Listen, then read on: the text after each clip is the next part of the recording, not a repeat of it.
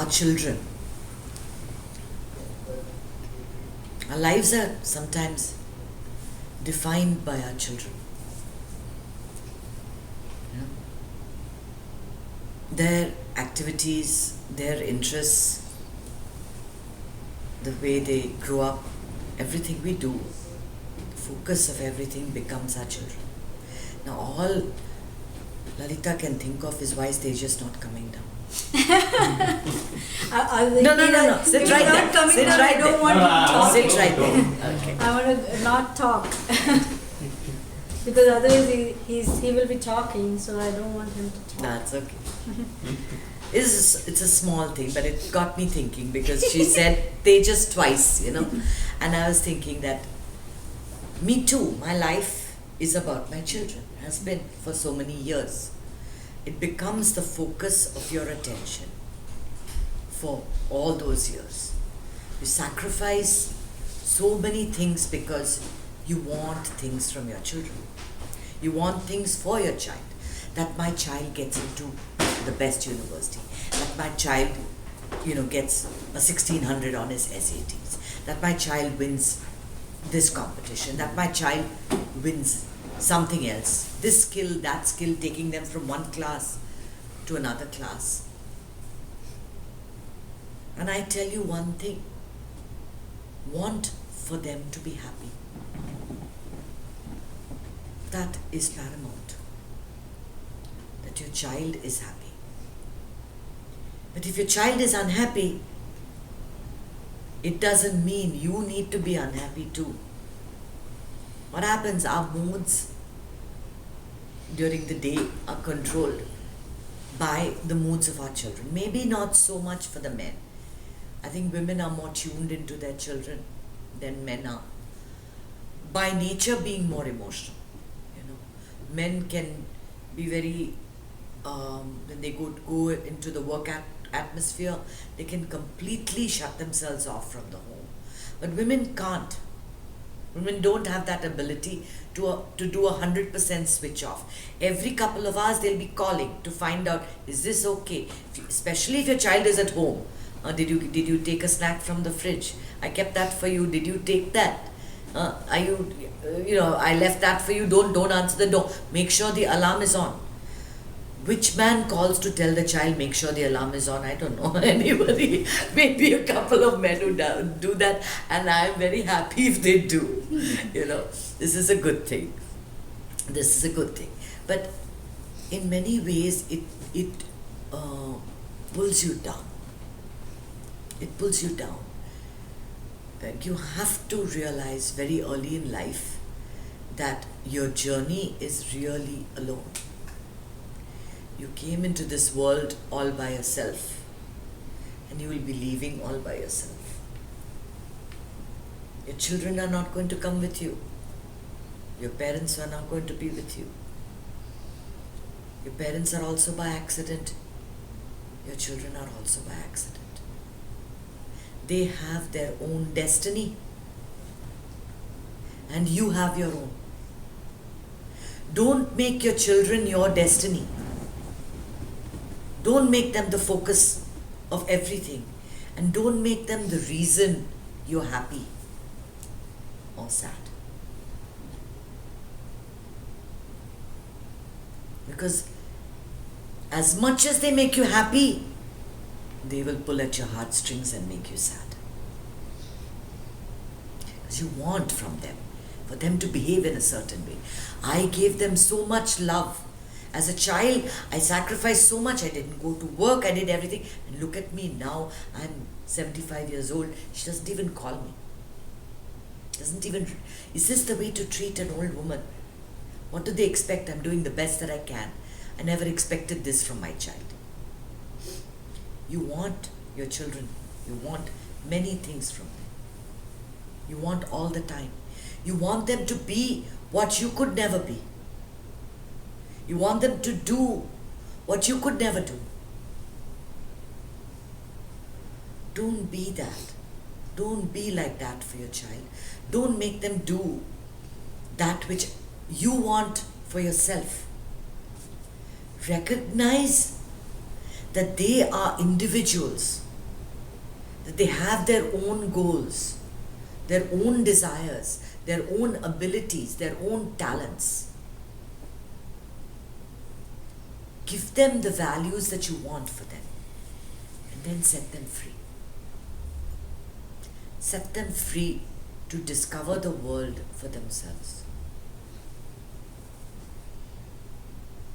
We're too bound by society. We're too bound. I think we do everything according to what other people want. You're always bound by you're defined by your relationships. Someone's daughter, someone's wife, someone's mother, someone's sister.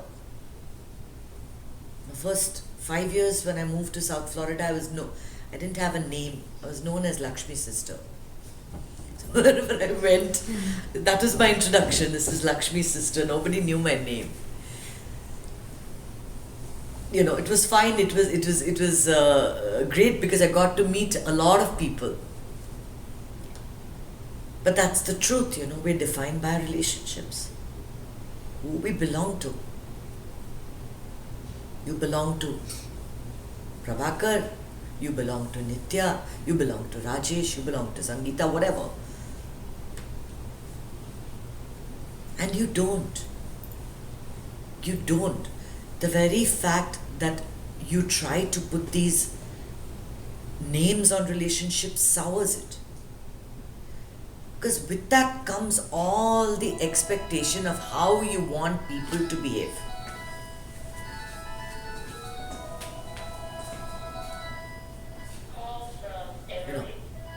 If you are my wife and you live in my society, this is how you have to dress. Many years my mother had this thing that nobody let her wear a chiffon sari. She wanted to wear a chiffon sari. And my father would not permit it. He would not allow chiffon saris. Thinking of buying her one now. What do you say? Absolutely, you should go for it. Exactly, go for it.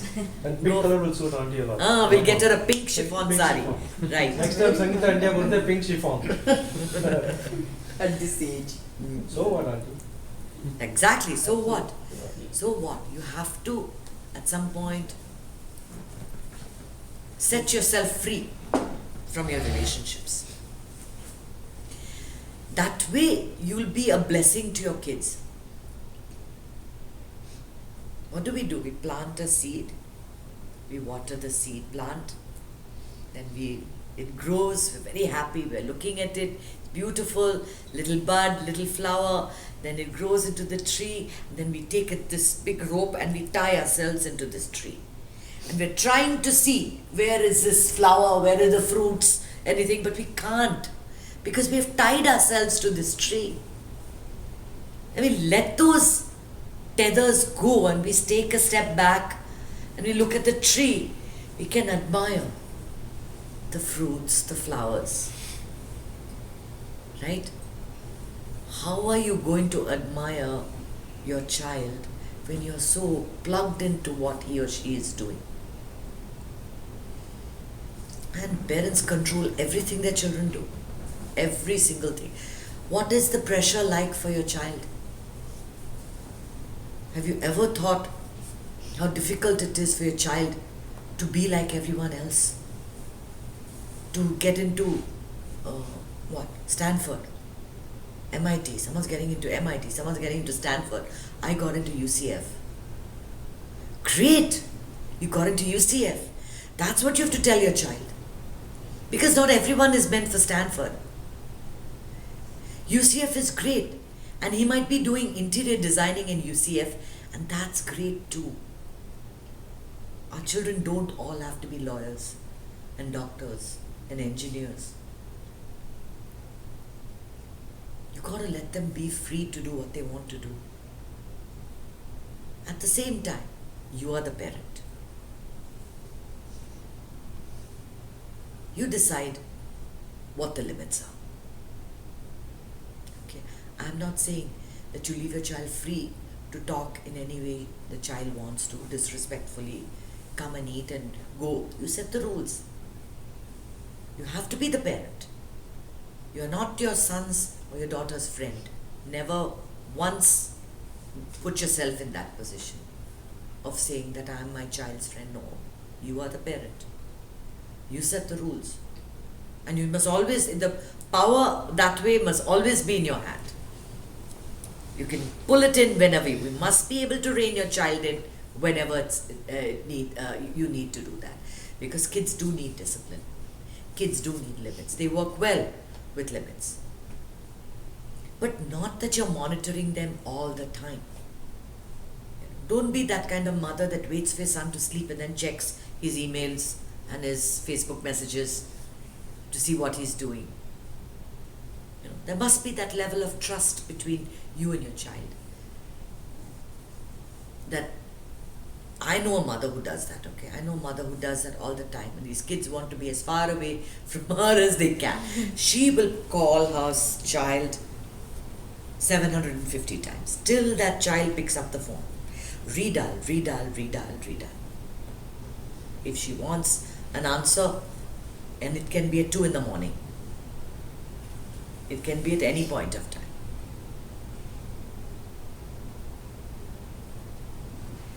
And no parenting style is the best. We do what we think is the best for the child. If you think that you've got to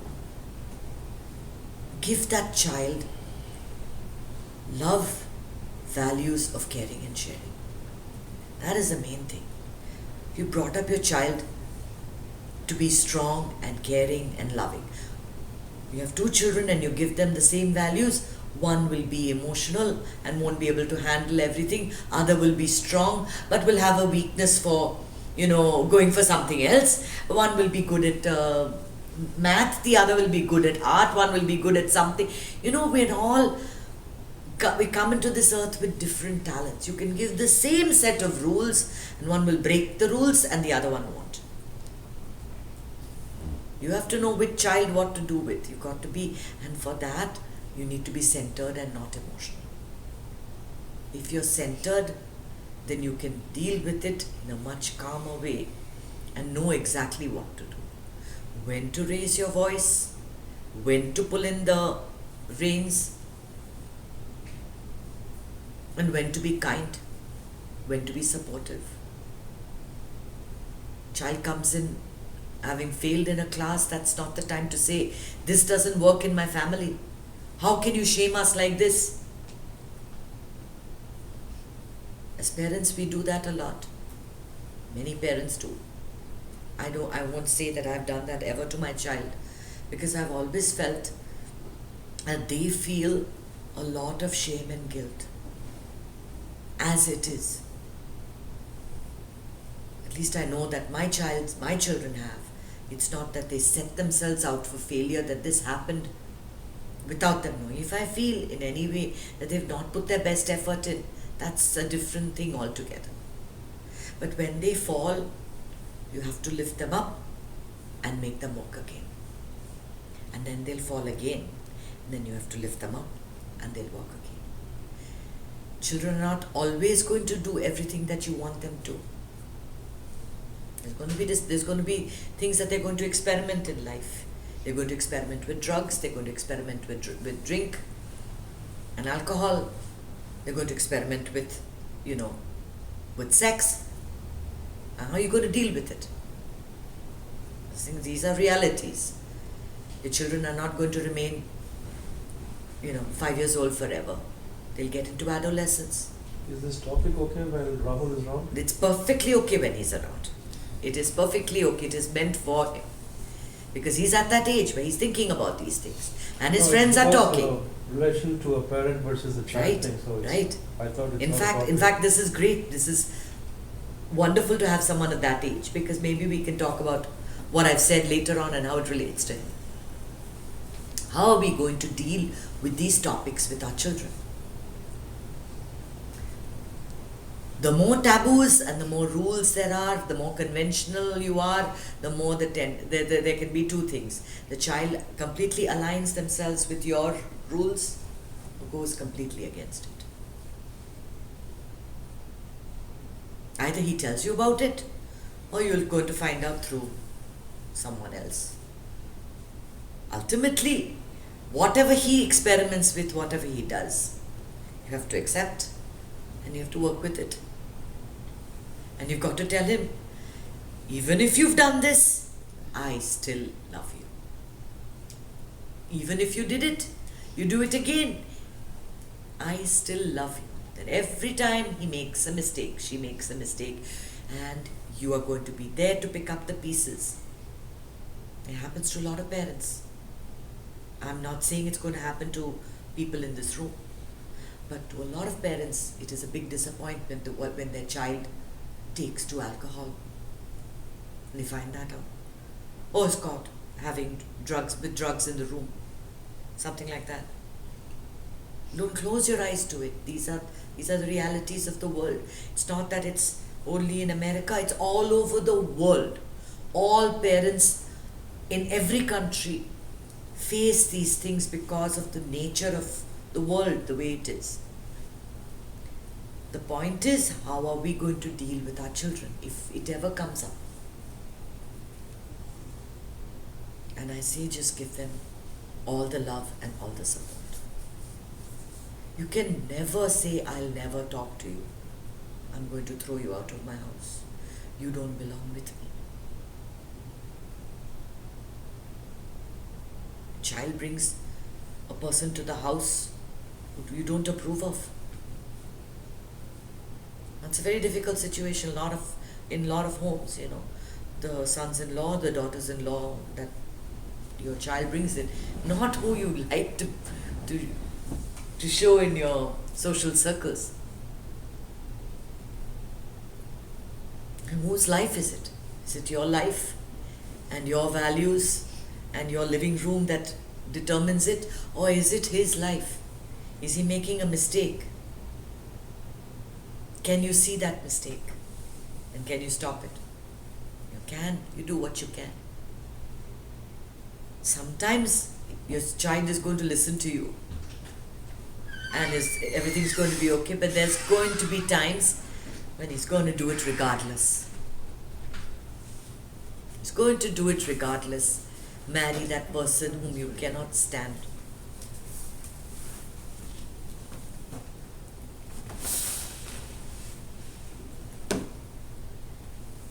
What is your reaction to it? What is your state of mind?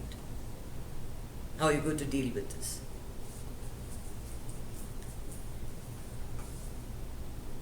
You have to learn to disengage from your child and be the protector and be there to offer any advice when it's needed. And be there to pull them out of any sticky situation. You can't live your child's life for them. They have to live, they have to experiment, they have to see for themselves what it is that they want. It is only then that they will find their true nature, their true calling. And sometimes their disappointments is, I always say that in the eyes of the divine there are nothing bad. It's all good. Even if they go through a bad time, it's good for them. You don't cry into your pillow because your child has made a mistake. It's not your fault. You've done the best that you can. And if that is a child's destiny, that is a child's destiny. And you best serve them by being centered, by being positive, by being a good role model. And then it's just that you do your best and let them go. Let them experiment with life. And it'll all turn out good. It'll all turn out good because if you sow seeds for wheat, most often you don't get rice. You get wheat. So whatever you're giving to your child is what's going to come out. If you never realized it, then some rice is going to come out, and rice is also good. Right? You can eat rice as much as you can eat wheat. It's fine. You'll have to accept that. Main thing is that we have to be centered and happy. Happiness is your birthright, and even your kids do not have the right to take away your happiness. Right? So on that note, we shall resolve to center our minds and sit down and meditate.